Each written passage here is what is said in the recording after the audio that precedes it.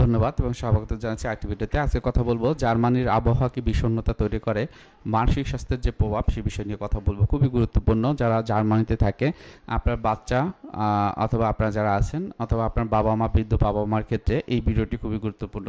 এটা আমার পার্সোনাল অবজারভেশনে আমি দেখেছি যে জার্মানিতে যারা বাঙালিরা থাকেন তাদের ক্ষেত্রে বিভিন্ন রকমের সাইকোলজিক্যাল বিষয় হয়।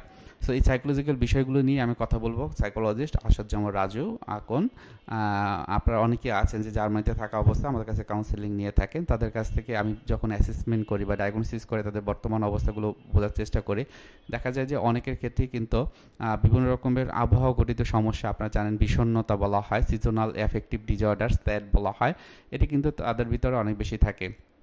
এটি বাচ্চাদের ক্ষেত্রেও থাকে।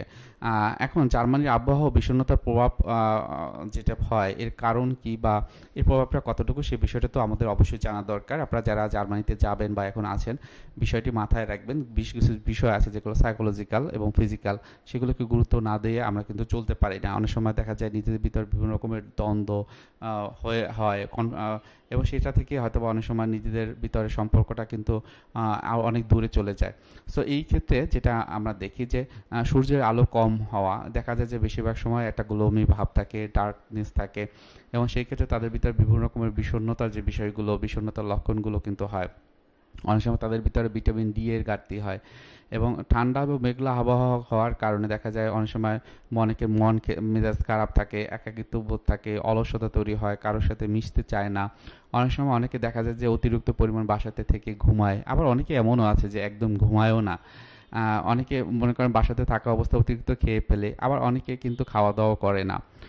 বাইরের কার্যক্রম যেহেতু কমে যায়, যেহেতু তারা বাইরে যায় না, যেহেতু বন্ধুবান্ধব পরিবার এগুলো কিন্তু আস্তে আস্তে কমতে থাকে এবং সে সবসময় দেখা যায় যে বেশিরভাগ ক্ষেত্রে তারা অন্যকে ইনভাইট করতে চায় নিজেদের বাসাতে, এবং এটা অনেক সময় দেখা যায় যে অন্যর কাছে যাওয়া যে একটা ফিজিক্যাল একটা মুভমেন্ট হলো সেটি কিন্তু তাদের ক্ষেত্রে হয় না, যার কারণে যে সিজনাল এফেক্টিভ ডিসঅর্ডার সেটি কিন্তু হয়ে যাওয়ার সম্ভাবনা বেশি থাকে।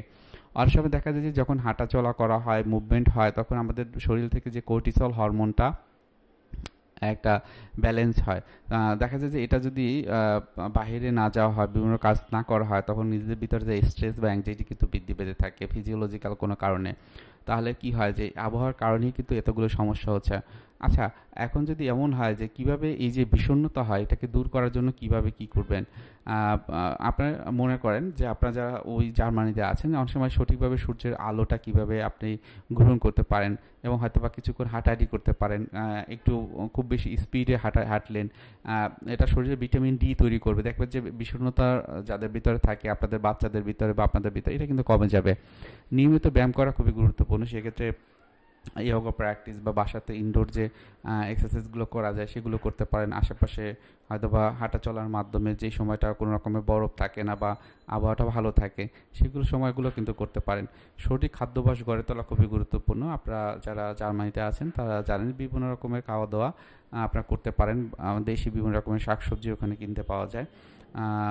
সেক্ষেত্রে সেইগুলো আপনারা নিয়মিত খাবেন এবং বিভিন্ন রকমের যে সবজিগুলো আছে এবং আপনার শাক, সাথে হচ্ছে যে বিভিন্ন রকম ফলমূল আছে, বিদেশি ফলমূলগুলো কিন্তু আপনারা খেতে পারেন পর্যাপ্ত পরিমাণে।